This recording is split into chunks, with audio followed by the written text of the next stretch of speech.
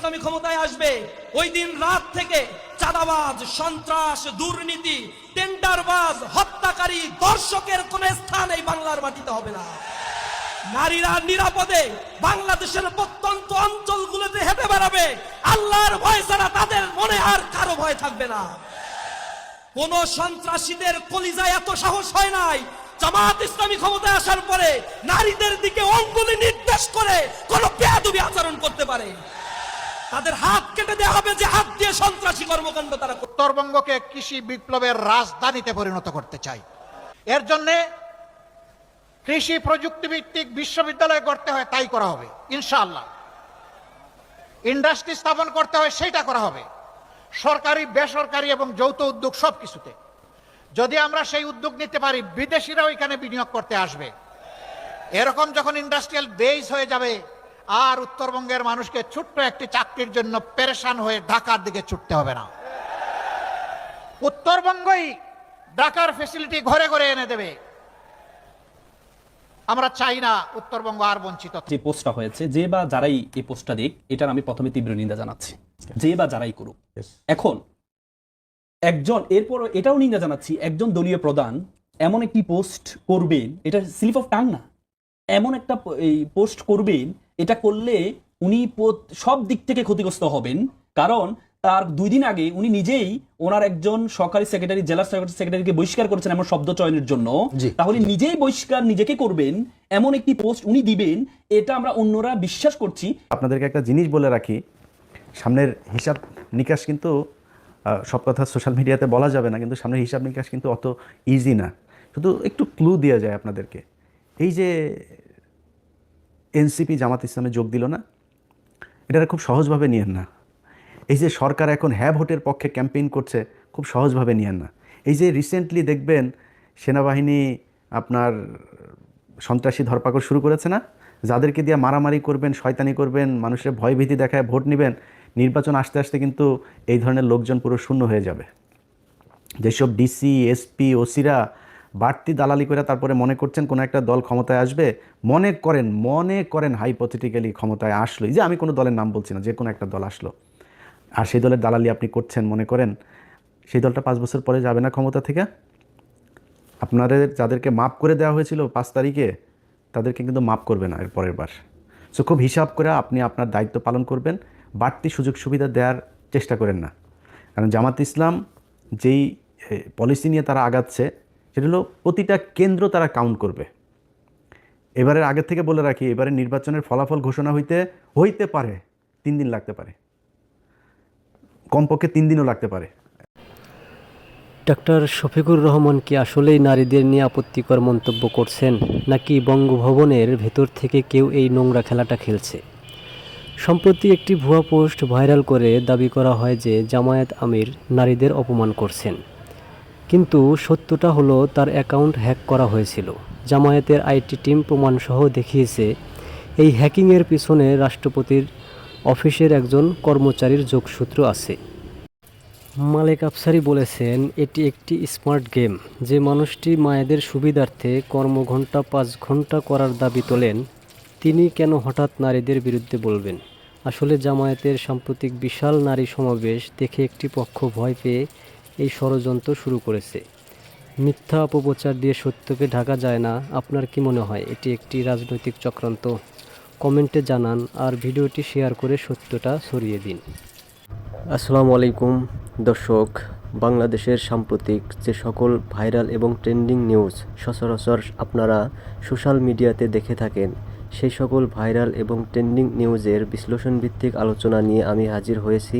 বরাবরের মতোই আপনারা এই ভিডিওটি না টেনে দেখতে থাকুন, আশা করি অনেক কিছু জানতে এবং বুঝতে পারবেন।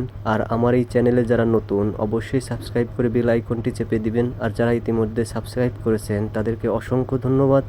তো চলুন ধারাবাহিকভাবে ভিডিওটি দেখে আসি। আসসালামু আলাইকুম। সিচুয়েশন অনেক সময় মানুষের ভিলেন হয়ে যায়, পরিস্থিতি মানুষের ভিলেন হয়ে যেতে পারে, এটা নিয়তির ব্যাপার। মানুষ মানুষের শত্রু হইতে পারে, ভিলেন হইতে পারে, কিন্তু নিয়তি যদি খারাপ থাকে সিচুয়েশনটাও আপনি ভিলেন হয়ে যাবে। এক ইমাম তার ছেলেকে নিয়ে হাসপাতালে, 10 বছরের ছেলে, ইমাম সাহেব চিকিৎসা করাইতে যায় আর টাকা শর্ট করছে, রক্ত লাগবে, সবকিছু দেখতেছিল পাশের একটি মেয়ে। সে বলল, ইমাম সাহেব আমি আপনাকে হেল্প করতেছে, আমার কাছ থেকে টাকাটা নেন। তো দে মা। টাকাটা নিছে এবং ঠিকানা নিছে। মেয়েটার ঠিকানা লেখা দিছে, নাম লেখা দিছে, পকেটের ঠিকানাটা রাইখা সে তার ছেলের কাছে চলে গেছে। 6-7 দিন পর টাকা জোগাড় কইরা ওই ঠিকানা অনুযায়ী টাকাটা যখন দিতে গেছে, দেখে যে সেটা বেশ্যাখানা। ওই মেয়েটাকে সবাই চিনে, ওই ঠিকানাটা যখন দেখাইছে সবাই ঘরটা দেখাই দিছিল, ওই ঘর।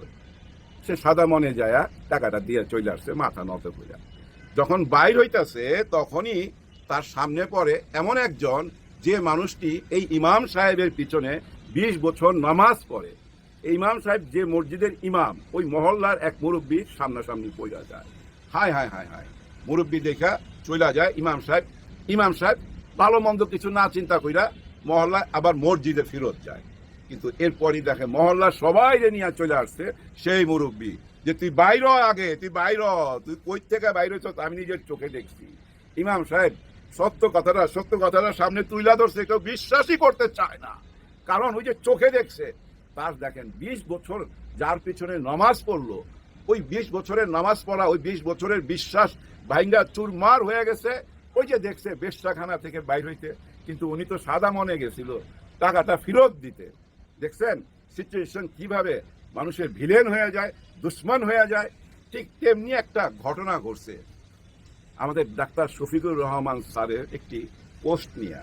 ভোর রাত্রের দিকে একটা ইংরেজিতে পোস্ট করছে, আমি এই পর্যন্ত চোখে দেখি নাই, কিন্তু এই টক শোর মধ্যে দেখলাম অনেকে ঈদের মতো আনন্দ করতেছে। হ্যাঁ, ডাক্তার জাহিদুর রহমান একজন আছে না, ওই যে একটু চুল কম, হ্যাঁ ওনারা চিনবেন, ওনার সাথে একটা স্ক্যান্ডাল হয়ে গেছে ওই যে রুমিন ফারহানাকে নিয়ে।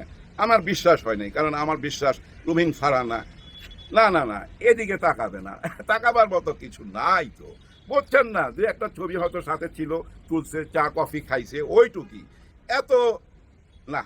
যাই হোক, দেখেন এই ভদ্রলোক বলতেছে এই যে জামাতে ইসলাম নারী বিদ্বেষী। ওই পোস্টের মধ্যে ছিল জামাতে ইসলামের ডাক্তার শফিকুর রহমান স্যার বলছে যে নারীরা যারা কাজকর্ম করে তারা হচ্ছে পতিতা। চিন্তা করছেন এই কথাটা উনি বলতে পারে না। তারপরে দেখেন জামাতে ইসলাম এর প্রতি উত্তরে টোটাল কাহিনীটা সোশ্যাল মিডিয়ায় তুলে ধরছে। কি কাহিনী? ওনাদের যে আইটি এক্সপার্ট আছে, এই আইটি এক্সপার্টরা সবাই বড় একটা স্ক্রিনের মধ্যে কখন হ্যাক হয়েছে, কতক্ষণ হ্যাকাররা এটা রাখছে, স্ট্যাটাস দিয়া এই যে স্ক্রিনশট রাখছে, এবং এটা কোত্থেকে হ্যাক হয়েছে আমাদের রাষ্ট্রপতি ছুপ্পু সাহেবের অফিস থেকে। ওইখানের কোনো একজন কর্মচারী এটার সাথে জড়িত, ওই কর্মচারীর নামেই একটা কি ইমেল বা কিছু একটা আসছে, অত কিছু বুঝি না, এটা তদন্ত করলেই বাইর হবে। ওনারা বড় পর্দার সামনে সাংবাদিকদের সামনে টোটাল ঘটনাটা তুইলা ধরছে। এখন কথা হয়েছে যতই তুইলা ধরুক, ওই ইমাম সাহেবের অবস্থা তো, কারণ কি জানেন, বিপক্ষ দল অলরেডি রাস্তায় মিছিল নিয়ে নাইমা গেছে যে ওনাকে মাপ চাইতে হবে, নারীদেরকে উনি পতিতা বলছে। দেখেন কি দুরবস্থা, সিচুয়েশনটা কেমন। তবে আমি একটা কথা বলতে চাই, এখানে স্মার্ট খেলা হয়েছে, একটা স্মার্ট খেলা হয়েছে। যে এই গেমটা খেলছে না, খুব স্মার্টলি খেলছে। কিছু মানুষকে তো বিশ্বাস করাইতে পারছে, এবং বিশ্বাস করাইবার জন্য মিটিং মিছিল রাস্তায় নাইমা গেছে। কেন এই টাইমে এই দুর্ঘটনাটা, এই ষড়যন্ত্রটা এই টাইমে কেন? দেখেন কিছুদিন যাবৎ আমরা দেখতেছি নারীদের পেটে লাথি মারা হয়েছে, নারীরা মসজিদে আশ্রয় নিছে, ওইখানে গিয়ে হামলা করা হয়েছে, কান ছিঁড়া নিয়ে গেছে। এই যে কথাগুলো শুনতেছিলাম, এর প্রতিবাদে জামাতে ইসলামের পক্ষ থেকে, ওনাদের 11 দলের পক্ষ থেকে বিশাল বড় একটা শোডাউন হয়েছে। মানে মা বোনেরা রাস্তায় নাই মারছে। এমনও নারী দেখছি আমি ভাই, বাচ্চা কোলে, 4-5 জনের কোলে দেখছি আমি, বাচ্চা কোলে নিয়ে আসছে, মাইলকের পর মাইল হাইটা যাবে এই বাচ্চা কোলে। ভাবা যায় আমার হাতে যদি একটা 10 ইঞ্চি ইট উঠায় দেন, আমি 1-2 কিলোমিটার হয়তো যাইতে পারুম।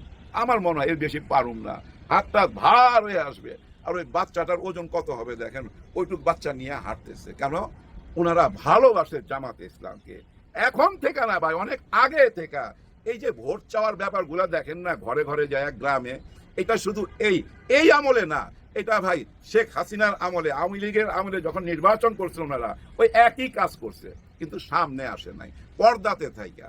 এটা নতুন কিছু না, কিন্তু ওনাদের গায়ে হাত তুইলা ওই যে ছায়া টান দেওয়ার কথা বইলা এমন ভাবে চারিদিকে ভাইরাল হয়ে গেছে যে মানে একটি বড় দলকে সবাই ভাবতেছে এরা নারী বিদ্বেষী, এরা নারীদের উপরে অত্যাচার করে।